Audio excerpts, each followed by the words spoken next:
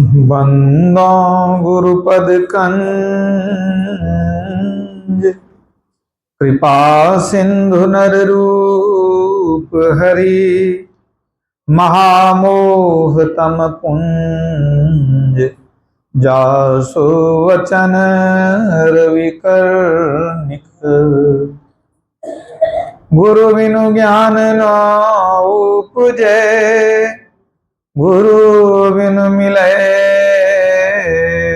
न भेव गुरु बिनु संशय न मिटे। जय जय जय गुरुदेव। बोलिए प्रेम से श्री सद्गुरु महाराज की जय। परमाराध्य गुरुदेव के पावन श्री चरणों में कोटिशः नमन। आदरणीय धर्म प्रेमी सज्जनों, माताओं, बहनों तथा प्यारे बच्चों, सामान्य मनुष्य का जीवन सांसारिक पदार्थों के संचय में ही गुजर जाता है। लोग धन कमाते हैं, सांसारिक वस्तुओं का संचय करते हैं और उसी को भोगते भोगते संसार से चले जाते हैं। यदि कुछ सांसारिक पदार्थों की वृद्धि हो जाए तो सोचते हैं हम संपत्तिवान हो गए, और सांसारिक वस्तु अगर हमसे बिछुड़ जाए, नाश हो जाए, तो क्या कहते हैं, बहुत बड़ी विपत्ति में चले गए। लेकिन हमारा धर्मशास्त्र कुछ और कहता है। धर्मशास्त्र का कथन है कि संसार की वस्तु प्राप्त कर लेना यह संपत्ति नहीं है। संसार की वस्तु नष्ट हो जाए तो यह विपत्ति नहीं है। विपदो नैव विपदः संपदो नैव संपदः विपद विस्मरणं विष्णवोः संपन्न नारायण स्मृतः। अर्थात संसार की विपत्ति विपत्ति नहीं है, संसार की संपत्ति संपत्ति नहीं है। भगवान को, ईश्वर को याद करना ही संपत्ति है, और भगवान को, ईश्वर को भूल जाना ही विपत्ति है। अगर हम परमात्मा को याद रखते हैं तो हम संपत्ति कमा रहे हैं, अगर उनको भूल गए विपत्ति निश्चित है। क्योंकि यह जीवन इतना ही बड़ा नहीं है जितना हम लोग देखते हैं। हम लोग तो सोचते हैं कि अब 50 वर्ष हो गया तो कितना जिएंगे, 50 वर्ष और। तो ये तो शरीर का न जीवन है। हम तो जीव हैं, हम तो सदा रहने वाले हैं। हमको तो पुनः आगे शरीर में जाना है। तो हम जो व्यवस्था करेंगे तो एक ही जन्म की व्यवस्था क्यों करेंगे, हम तो भविष्य जीवन की व्यवस्था करेंगे ताकि लोक परलोक दोनों जगह सुख की प्राप्ति हो सके। तो क्या कहा गया कि ईश्वर को, भगवान को याद रखना ही संपत्ति है और उनको भूल जाना ही विपत्ति है। लेकिन प्रभु को याद करने का समय कहां मिलता है। इतनी व्यस्तता है, इतना कारोबार है, इतना बड़ा परिवार है कि लोग कहते हैं कि समय नहीं मिलता है। प्रभु की याद की फुर्सत कहां मिलती है बंदों को। संभाले कौन दुनिया में भला दुनिया के धंधों को। हम दुनिया का काम धंधा देखेंगे कि प्रभु को याद करते रहे। कहते हैं प्रभु को याद करने का समय नहीं मिलता है, काम धंधा में ही समय गुजर जाता है। तो याद रखिए, परमात्मा को याद करने का समय तो आपको नहीं मिलता है, लेकिन कहीं यमदूत आ गया बुलाने तो जाने का समय जरूर मिल जाएगा। जाने का समय अभी आपको छुट्टी नहीं है, लेकिन जब बुलाहट आ जाएगी तो उस समय छुट्टी मिल जाएगी, है कि नहीं। नारायण जब अंत में जम पकड़ेंगे बाह, उनसे भी कहियो जरा कि अभी तो फुर्सत ना है। जमदूत को कहिएगा कि अभी छुट्टी नहीं है, अभी नहीं जाएंगे, बहुत काम है, अभी नया नया कारोबार है, थोड़ा जम जाएगा तब जाएंगे। अभी बाल बच्चे की शादी किए हैं, पोता पोती का मुंह देख लेंगे तब जाएंगे। वो मानेगा? वो मानने वाला नहीं है। तो क्या उपाय करें? समय तो कम है आपके जीवन में, सबके जीवन में, गृह कार्य नाना जंजाला। तो फिर परमात्मा को याद कैसे करें? असली संपत्ति कैसे कमावे? तो कबीर साहब उपाय बताते हैं। कबीर दर्शन साध के साहब आवे याद, लेखे में वाही घड़ी बाकी के दिन बाद। कहते हैं कि साधु संतों के संग में जब जाते हैं, साधु संतों का दर्शन होता है तो परमात्मा की याद आ ही जाती है। स्वाभाविक बात है। आप किसी खाकी वर्दी वाले को देखते हैं तो क्या याद आता है? तब आपको अपराध का, पुलिस का, थाना का, यही सब दिमाग में घूमता है। अगर किसी सिपाही को देख लिए, किसी खाकी वर्दी वाले को देख लिए, तो किसी काले कोट वाले को देख लेते हैं तो कोर्ट कचहरी, मुकदमा, केस, ये सब दिमाग में घूमने लगता है। स्वाभाविक बात है। किसी डॉक्टर को देखते हैं आप आला लगाए हुए तो मरीज, हॉस्पिटल, दवाई, एक्सरे, यही सब दिमाग में घूमता है। और जब साधु संत को देखते हैं तब ईश्वर की याद आती है, भक्ति की याद आती है। कबीर दर्शन साध के साहब आवे याद। यही एक उपाय है कि सत्संग में आवे, साधु संतों का दर्शन करें तो परमात्मा की याद आती रहेगी। तो कबीर साहब क्या कहते हैं? लेखे में वाही घड़ी। पूरे जीवन में जितनी देर तक हम लोगों ने सत्संग किया, साधु संग किया, कहते हैं वह जो समय है वो पुण्य के खाते में लिखा जाएगा, उसका लेखा जोखा रहेगा। वो उत्तम समय हुआ, वो पुण्य कर्म हुआ। तो लेखे में वाही घड़ी, अब बाकी के दिन बाद। कहते हैं बाकी का समय जो है उसको बाद कर दीजिए। लेकिन पूज्यपाद संत सेवी प्रभु महाराज कहते थे कि बाकी के दिन बाद नहीं, बाकी के दिन बर्बाद। वो सब समय बर्बाद चला गया। जो सत्संग भजन छोड़ दिए जितना समय, वो समय सब बर्बाद चला गया। तो सबसे पहला पाठ है साधु संतों के शरण में जाना। सबसे पहली बात है। सेवत साधु द्वैत भय भागे, श्री रघुवीर चरण लय लागे। तुलसीदास जी लिखते हैं कि साधु संतों की सेवा करने से द्वैत और भय दूर हो जाता है और ईश्वर के चरणों में प्रेम उत्पन्न हो जाता है। कबीर साहब कहते हैं साधु मिले यह सब टले, काल जाल जम चोट, शीस नवावत ढही पड़े अघ पापन की पोट। साधु संतों के दर्शन से काल जाल जम चोट ये सब दूर हो जाता है। अशीष नवावत ढही पड़े अघ पापन की पोट। हमारे सर पर जो पाप का बोझ है, जितनी बार शीश नवाते हैं वो पाप हल्का होता है।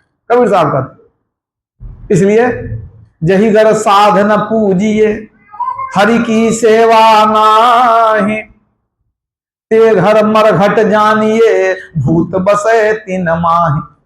जही घर साधन पूजिए,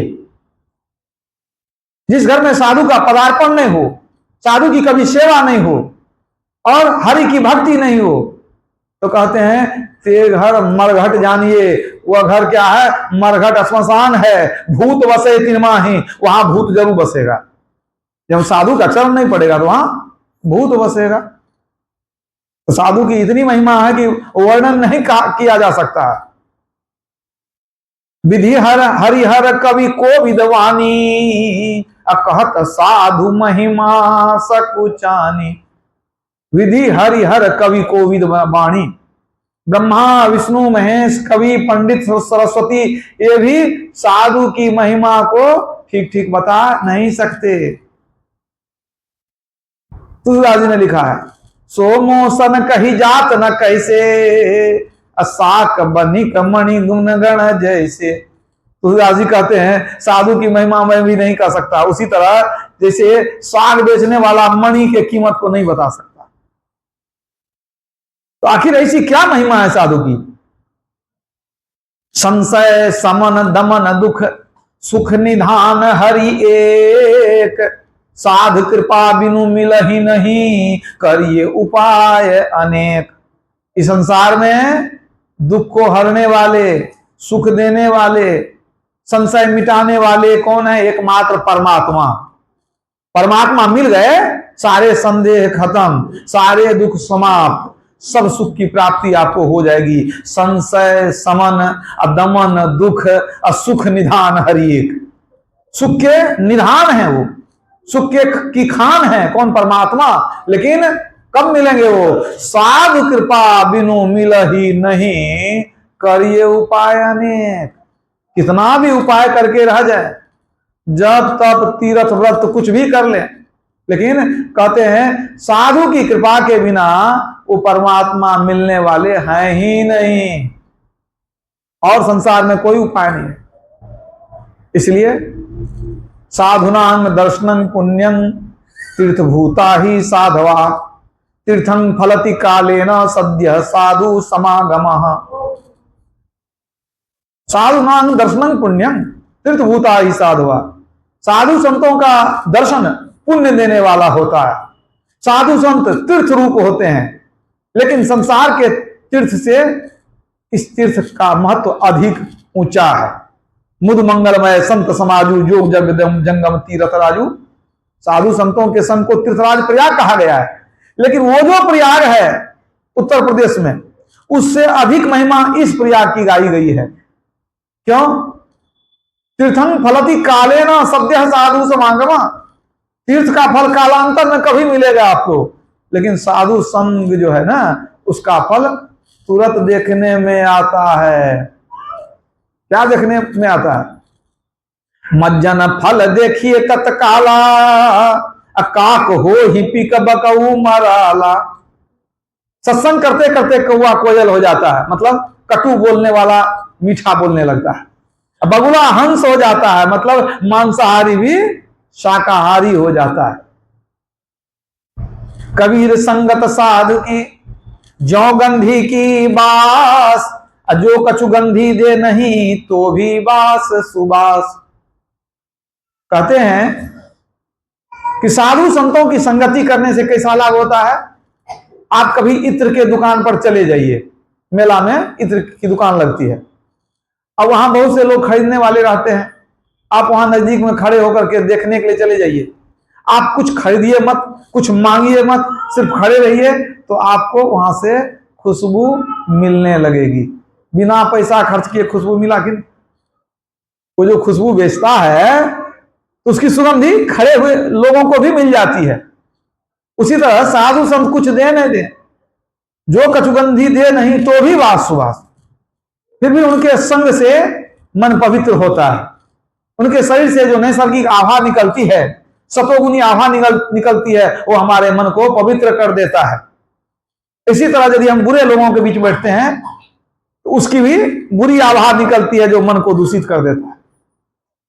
तो साधु संत कुछ दे ना दें फिर भी लाभ है, लेकिन जो जिज्ञासु हैं उनको कुछ ना कुछ मिल ही जाता है। लेकिन श्रद्धावान लभते ज्ञानम, साधु संतों का ज्ञान किनको मिलता है? जिनके अंदर अंदर श्रद्धा है। इसलिए पहली भक्ति यही है कि साधु संतों के शरण में जाना, तभी कुछ ज्ञान होगा। भक्ति क्यों करें, किसकी करें, कैसे करें, जीवन को कैसे बितावें, संसार में कैसे जीना चाहिए, जीवन जीने की क्या कला है, साधु संत लोग बतलाते हैं। तो साधु के पास क्यों जाएं? उनका लक्षण, उनका आचरण विचार सब अलग होता है। कहा गया है जौन चाल संसार के तौन साधुन के नाहीं। संसारिक लोगों का जो चाल चलन होता है वो साधु लोगों का नहीं होता है, वो बिल्कुल उल्टा दिशा होता है। जो विषयासंतन तजे मूढ़ता ही लिपटात, जो नर डारे बमन करी स्वाद स्वान साध स्वाद सौ खात। संसार के लोग विषय भोग के पीछे पागल रहते, बढ़िया खाने पहनने के पीछे, देखने के पीछे, गाना सुनने के पीछे पागल रहते हैं, पंच विषय में हमेशा डुबकी लगाते रहते हैं। तो संसार के लोग विषय रस में डुबकी लगाते हैं और संत लोग ब्रह्म रस में डुबकी लगाते हैं, यही अंतर है। तो विषय क्या है? विष है, तो आप विष में डुबकी लगाते हैं, और जो ब्रह्म रस है वो क्या, अमृत है। बस इतना ही अंतर है। साधु संत को भी शरीर है, वो भी खाते हैं, पीते हैं, सोते हैं। अंतर यही है कि आप विष में डुबकी लगाते हैं, वो अमृत में डुबकी लगाते हैं।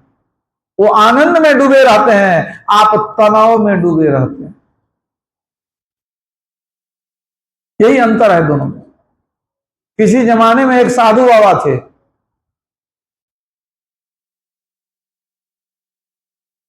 उनका एक लड़का भी था। पहले गृहस्थी में थे, छोटा मोटा परिवार था उनका, लेकिन पूरा जीवन उनका भक्तिमय हो गया। वो सिर्फ सत्संग भजन ही करते थे। तो लड़का जब कुछ सयाना हो गया, बड़ा हो गया, तो भक्त लोगों ने कहा बाबा अब लड़का बड़ा हो गया है तो इसका विवाह कर दीजिए। बाबा ने कहा कि अब हम साधु जीवन में चले गए, हम कहाँ अब लड़की देखने जाएंगे किसके दरवाजे पर, और तुम लोगों को इतना ही ममता है तो तुम लोग खोज के कर दो। ठीक है बाबा, हम लोग खोजते हैं। तो जो बाबा के भक्त लोग थे, उन लोगों ने देखा सुना, खोज किया, खोजते खोजते कोई अच्छी लड़की मिल गई। तो आके बताया कि बाबा ऐसे ऐसे एक अच्छी लड़की मिल गई है, तो आपकी स्वीकृति है ना? कहा हमारी सब स्वीकृति है। अब तुम लोग सब विचार कर लिया है, तुम ही लोग तो अभिभावक हो, तुम लोग विचार कर लिया तो वो कोई आपत्ति नहीं है। तिथि माने निश्चित हो गई, शादी की तिथि निश्चित हो गई, बाबा को बता दिया गया। अब तैयारी कुछ कुछ चलने लग गई। भक्त लोगों ने कहा कि बाबा जा रहे हैं बाजार, और दुल्हा दुल्हन के लिए कपड़ा वगैरह खरीद के लाना पड़ेगा। कहा ठीक है खरीद लो। तो जो भक्त लोग थे वे लोग जाने लगे कपड़ा खरीदने के लिए। बाबा कहते हैं एक काम करना, मैं कुछ बता देता हूं, लेते आना। कहा क्या? कहिए ना, लेते आएंगे बाजार से। कहा कफन का कपड़ा भी लेते चले आना। कहा बाबा क्या शुभ शुभ बोलिए, क्या बोलते हैं शादी के बीच में कफन का की बात, इस कफन क्या करना है? अरे घर है, समाज है, क्या कोई मरता नहीं है कभी? बर्बाद नहीं ना होगा कभी? कोई तो मरेगा ही, कोई मरेगा तो काम आएगा। वैसे तो हम भी बूढ़े हैं, लेकिन जाने के लिए कोई जा सकता है, बूढ़ा हो जवान हो कोई जा सकता है। अरे जा ही रहा है, उतनी दूर बाजार जाएगा कपड़ा खरीदने के लिए, उसी साथ में ले लेगा, थोड़ा सस्ता भी पड़ेगा, कफन का कपड़ा भी ला के रख देना। अब जब बाबा नहीं माने तो कहा ठीक, जब कहते हैं तो ले आएंगे। दुल्हा दुल्हन के लिए बढ़िया बढ़िया शादी का जोड़ा सब कपड़ा सब खरीद लिया, कफन का कपड़ा भी ले आया, सब बाबा को दिखाया कि ऐसे ऐसे। कहा ठीक है, इसको ठीक से रखो, तुम लोग कैसे कैसे क्या करना है तुम ही लोग जानो। कफन का कपड़ा जो है वो लेकर रख लिए अपना। कुछ समय और बीता, तैयारी वगैरह पूरी होने वाली थी। कहा बाबा अब लड़का जो बैठ के ससुराल जाएगा तो पालकी की जरूरत पड़ेगी, पालकी जा रहे हैं खरीद लेंगे। कहा अच्छा ठीक है, पालकी खरीदने जा रहा है, जाओ। कहा जो कुछ और भी जो है ना, एक पलंग भी खरीद लेंगे। कपड़ा बढ़िया, पलंग भी खरीद लो, नवविवाहित जोड़े के लिए ठीक है खरीद लो। कहा आपके लिए कुछ चाहिए? कहा नहीं हमारे लिए तो नहीं चाहिए, एक काम करना अर्थी भी एक खरीद के ले आना, वो लकड़ी का जो होता है। कहा बाबा शुभ शुभ बोलिए, क्या अर्थी की बात करते हैं आप, शादी ब्याह का समय है। अरे कोई खराब होने वाला चीज नहीं ना है, अरे कभी काम आ जाएगा। जा रहा है वो तो अब बैलगाड़ी भाड़ा करेगा, पालकी खरीदेगा, पलंग खरीदेगा, तो उस पर इसको भी ले लेना, उसमें खर्चा भी बचेगा तेरा। अरे कभी ना कभी काम आएगा ही आएगा। बाबा जब कह दिए तो मानना पड़ गया बाद में। तो लोग गया, कुछ जो लकड़ी का सामान था, पलंग है, पालकी है, वो सब खरीद के लाया, और संग में उसको क्या कहते हैं, अर्थी को फरकी कहते हैं, क्या कहते हैं, उसको भी खरीद के ले आया। वो भी ला करके दे दिया बाबा, कहीं रख दिए घर के पीछे में। धूमधाम से शादी हुई, पालकी लेके गए, लड़का गया ससुराल, वहां शादी हुई, विदा करके पत्नी को लाया, बहुत सुंदर सब कुछ हुआ। अब वहां से लौट करके आया, रात में दुल्हा दुल्हन जब घर में सोए तो सुबह होते होते अचानक लड़का मर गया। अब मर गया तो घर में रोना धोना सब शुरू हो गया। अब सब लोग जमा हो गए, भाई कैसे मर गया? अब मृत्यु का कोई ठिकाना है नहीं, बालक नहीं जौवने नहीं वृद्धि कछुबंध, वह अवसर नहीं जानिए जब आए पड़े जम फंद। जम का फंदा कब आ जाएगा क्या ठिकाना है? बच्चा मरेगा कि जवान मरेगा कि बूढ़ा मरेगा कि कब मरेगा, कोई ठिकाना नहीं रहता। नानक साहब कहते हैं मृत्यु का कोई ठिकाना नहीं है। भगवान कृष्ण ने गीता के दूसरे अध्याय 27वें श्लोक में कहा है, जातस्य ही ध्रुवो मृत्यु, जन्म लेने वाले की मृत्यु अटल है, निश्चित है। मर गया तो सारे भक्त लोग जमा हो गए, सब रोने पीटने लगे, क्या हो गया नहीं हो गया। और सब आया बाबा के पास कि बाबा आप जरूर जानते थे, आप सब कुछ जानते थे। कहा नहीं, हम कैसे जानते थे, आप जो कफन मंगा के रखे हैं, आई जो है फरकी मंगा के रखे हैं। कहा देखो हम सोचे कोई काम आ जाएगा, तो अब देखो खरीदना नहीं पड़ा, जो अब तो काम आ गया, अब ले जाओ लड़के को जला दो। लेकिन सब आदमी को बहुत दुख हो गया बाबा से कि बाबा आप सब कुछ जानते थे, सब आप ही का लीला किया हुआ है। जब आप जानते थे तो आप ऐसा होने क्यों दिए, आप शादी नहीं होने देते। का तुम कहते हो कि हम जानते हैं, तो क्या विधि के विधान को हम टाल देंगे? अगर हम जानते थे तो हम क्या कर लेंगे? हम अगर ये जानते थे कि हमारे लड़के का क्या भविष्य है, तो हम यह भी जानते हैं कि लड़की का क्या भविष्य है। हम तो यह भी जानते हैं। अरे ये पूर्व जन्म की परम भक्ति है। अगर जीवन में पति का साथ मिलता तो इसकी भक्ति पूरी नहीं होती। हमारे लड़के को जहां लिखा था वो चला गया, अब वो चला गया, अब इसका जीवन पूरी तरह से भक्ति में रम जाएगा और ये इसी तरह भक्ति करके मुक्ति को पालेगी। इसमें हमारा क्या दोष है? सब तो विधि का विधान है, हम क्या करेंगे? अब सब रोते ले गए, लड़के को जला दिए, क्रियाक्रम हो गया। और लड़की वास्तव में भक्ति में थी, उसको भक्त ऐसे मिल गए ससुर कि वो जो है अब दिन रात भक्ति में लीन हो गई, प्रभु पद को प्राप्त कर ली। तो देखिए साधु संतों का क्या स्वभाव होता है, क्या चमत्कार होता है, क्या विचार होता है। वो बहुत कुछ जानते भी हैं, लेकिन बहुत कुछ आपको नहीं बता सकते हैं, क्योंकि सब बातों को झेल पे न पाना अब लोगों के बस का नहीं है। वो जानते थे, इसीलिए तो अपने शादी करना नहीं चाहते थे। आज जब लड़का तैयार हो ही गया, जब सब करने वाला तैयार हो गया, तो कहीं कर दो, हमारा क्या जाता है, जो विधि का विधान है वही होगा। तो साधु संतों के शरण में गए बिना सच्चे सुख की प्राप्ति संभव नहीं है। जीवन दुखालय है, कितनी भी संपत्ति हो, कितना ऊंचा पद हो, कितना भी संसार में यश मिल जाए, लेकिन शांति नहीं, चैन नहीं, सुख नहीं, मंगल नहीं। जो मार्ग श्रुति साधु दिखावे, अते ही मग चलत सबे सुख पावे। साधु संत जो रास्ता बतलाते हैं, उसी मार्ग पर चल करके सभी जीवों को सुख मिलता है, सबको सुख मिलता है। ऐसा नहीं है उसमें न जाति का भेद है, न इस देश प्रदेश का भेद है, न धर्म का भेद है। सच्चे साधु जो बता दें वो सबके लिए बतलाते हैं, सबके कल्याण का मार्ग बतलाते हैं। वो क्या बतलाते हैं? ईश्वर भक्ति का मार्ग बतलाते हैं। तो बतलाते हैं ये जो मनुष्य शरीर है ये ईश्वर भक्ति के लिए ही मिला है। इस जीवन को अगर विषय भोग में बर्बाद कर दिए तो फिर दोबारा ये शरीर मिलने वाला नहीं है। बार बार नरदेह नहीं सुन ले वीर रे, चेत सके तो चेत कहे करी कबीर रे। ये धन संपत्ति कितना दिन रहेगा? धन यौवन का गर्व न की जाए, झूठा पंचरंग चोल रे। ये शरीर ही नहीं रहेगा तो धन और जन क्या करेगा?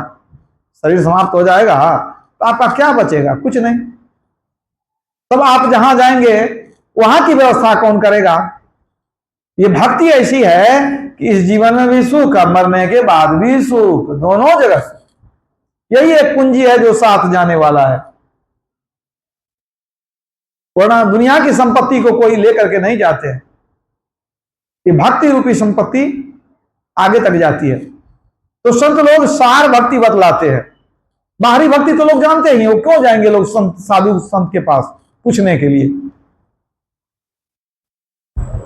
ये जो बच्चों वाला खेल है, कवि साहब ने कहा ना, गुड़बा गुड़िया सुप सुपलिया तजिदे बुद्धि लड़कैया खेलन की, वो तो सब कोई जानते हैं। बाजार से फोटो ले आओ, मूर्ति ले आओ भगवान का, जल फूल चढ़ाओ, मिठाई चढ़ाओ, फूल चढ़ाओ, चंदन अक्षत अगरबत्ती चढ़ाओ, प्रसाद क्या चढ़ाओ जो अपने को अच्छा लगता है खाने में।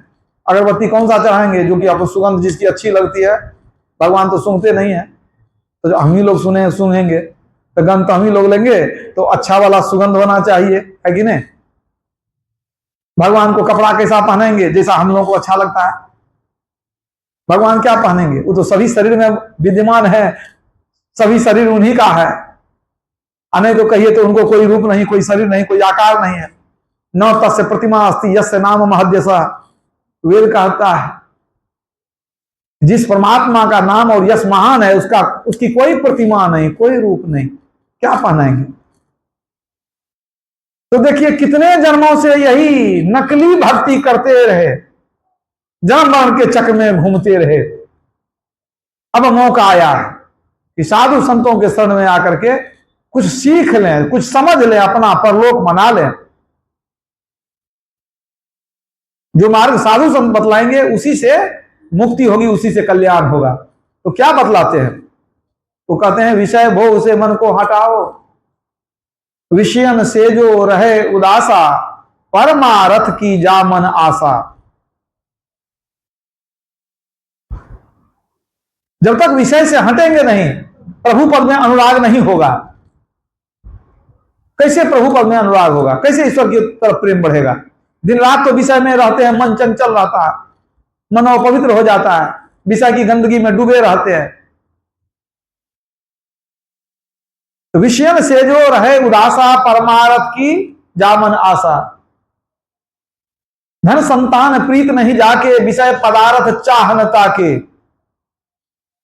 तन इंद्री आसक्त न होई, नींद भूख आलस जिन खोई। विरहबान जिन अंतर लागा, खोजत फिरत साधु गुरु जागा।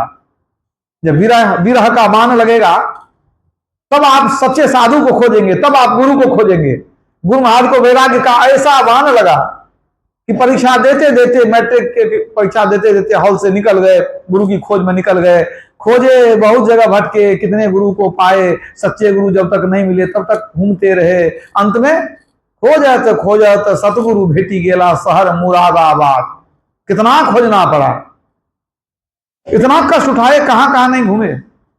हम लोगों को इतना आसानी से गुरु मिल गए, लेकिन गुरु के ज्ञान को अपना ही नहीं पाते हैं। गुरु का ज्ञान सुन लेते हैं। कुछ पास सभी आज कहते थे, गुरु गए कह के, चेला मुए बह के। सुन तो लिए सब कुछ, करते हैं कुछ नहीं। तो ये सौभाग्य है कि गुरु मिल गए हैं। आप इस बात को समझिए, बड़े भाग से मनुष्य शरीर मिलता है, और जिसको मनुष्य शरीर मिल गया, उन लोगों में से कुछ लोगों का बड़ा भाग्य होता है जिनको सत्संग मिलता है। अब जिन लोगों को सत्संग मिल गया, उनमें से कुछ लोगों का बड़ा भाग्य होता है जिनको गुरु मिल जाते हैं। मैं नहीं कहता, भगवान राम की वाणी है। भगवान राम ने कहा, आप लोग सुनते हैं, गाते हैं, बड़े भाग मानुष तनु पावा, असुर दुर्लभ सब ग्रंथ ही गावा। बड़े भाग से मनुष्य का शरीर मिलता है। सभी ग्रंथों का कथन है यह मनुष्य शरीर देवताओं को भी दुर्लभ है। तो जो जीव 84 लाख योनि में भ्रमण कर रहा है, उनमें से उन जीवों का महाभाग है, बड़ा भाग है जिसको मनुष्य शरीर मिल गया। उन जीवों का बड़ा भाग है जिसको मनुष्य शरीर मिल गया, भगवान राम ने कहा। और फिर क्या कहते हैं भगवान राम? बड़े भाग पाइए सतसंगा, अभी नहीं प्रयास हो भव भंगा। कहते हैं बड़े भाग से सत्संग मिलता है, बिना अधिक कष्ट उठाए भवसागर से जीव पार हो जाता है। तो बड़े भाग से जो सत्संग मिलता है, भगवान राम ने कहा, तो किसके लिए कहा? पशु पक्षी के लिए, कीट पतंग के लिए नहीं ना, किसके लिए? मनुष्य के लिए कहा। तो इसका मतलब जो मनुष्य बन गया है उसका बड़ा भाग्य है, तब उसको सत्संग मिलता है, अन्य जीव का नहीं। मनुष्य के लिए कहा गया, मतलब एक बार तो मनुष्य शरीर मिला तो बड़ा भाग्य से मिला, लेकिन जिस मनुष्य को सत्संग मिल गया उसका भाग्य और ऊंचा हो गया। भाग्य उसका बहुत ऊंचा हो गया, लेकिन उसके बाद भी भाग्य पूर्ण नहीं होता। फिर भगवान राम ही कहते हैं, जे गुरु पद अंबुज अनुरागी, ते लोकहु वेदहु बड़ भागी।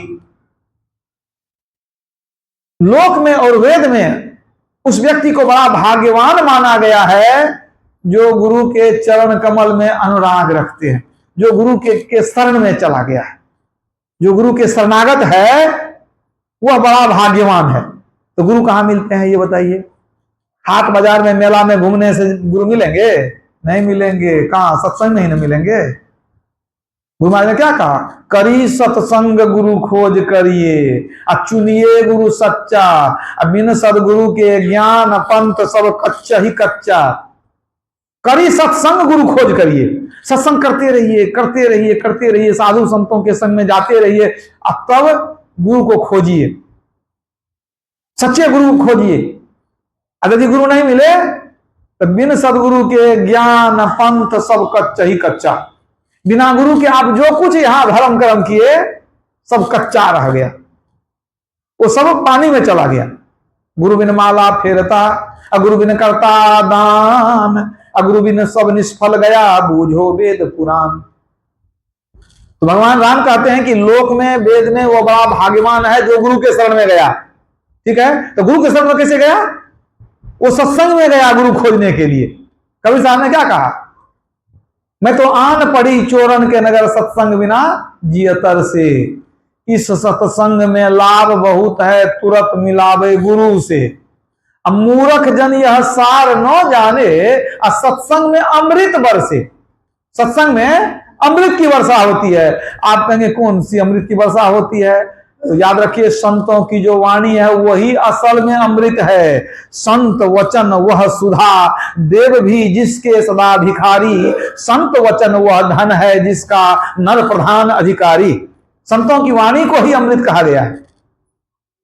तो कबीर साहब कहते हैं कि सत्संग में लाभ बहुत है, तुरंत मिलावे गुरु से। तो सत्संग में जो जाते रहता है वही ना आगे फिर गुरु के शरण में जाएगा। मतलब ये क्रम क्रम से होता है। पहले मनुष्य शरीर मिलता है, भाग्यवान है हम, मनुष्य शरीर मिल गया, फिर सत्संग मिलता है और भाग्य आगे बढ़ता है। और जब गुरु के शरण में चले गए, गुरु किससे दीक्षा ले लिए, तो भाग्य बहुत आगे बढ़ गया। अब क्या करना है? जो गुरु बतावे, गुरु के आज्ञा के अनुसार चलेंगे।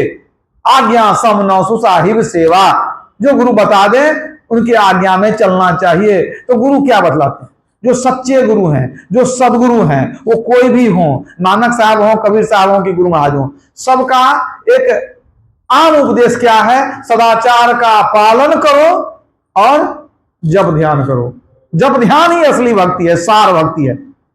इसलिए गुरु महाराज ने कहा, आओ भक्त सार भगति करू हो। जो घर में पूजा पाठ होता है उसको बताने की क्या जरूरत है? वो तो माँ बाप से बच्चे लोग सीख ही लेते हैं, क्या करना है, क्या चढ़ाना है, कैसे करना है। उसको बताने की जरूरत नहीं है। और उसमें अगर और ज्यादा जानना है तो पंडित जी के पास चले जाइए, वो आएंगे, दो चार मंत्र भी सुना देंगे, कुछ हो सकता है।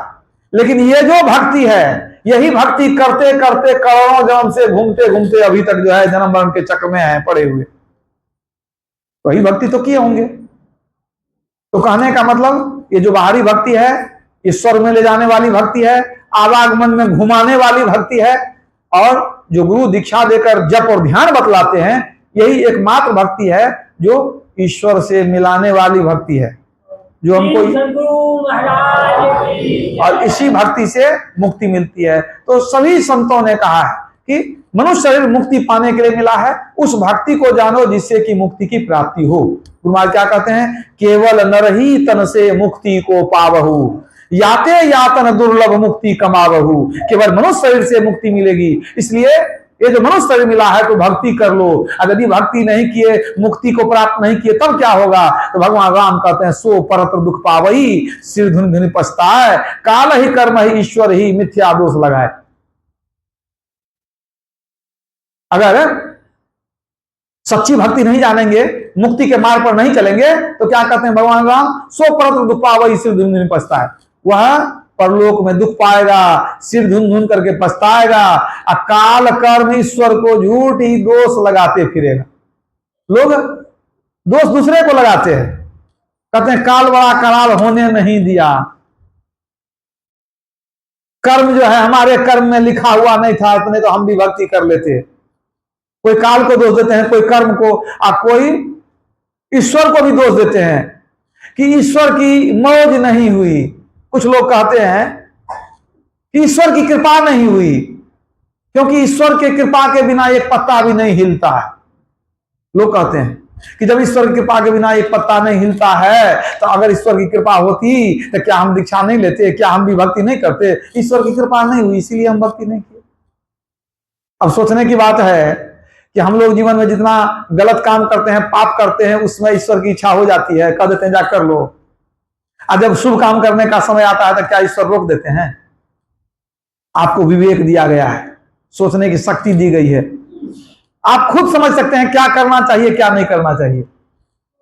यह तो मनुष्य शरीर है जिसमें विवेक मिला हुआ है, और सत्संग करेंगे तो और विवेक जागृत हो जाएगा।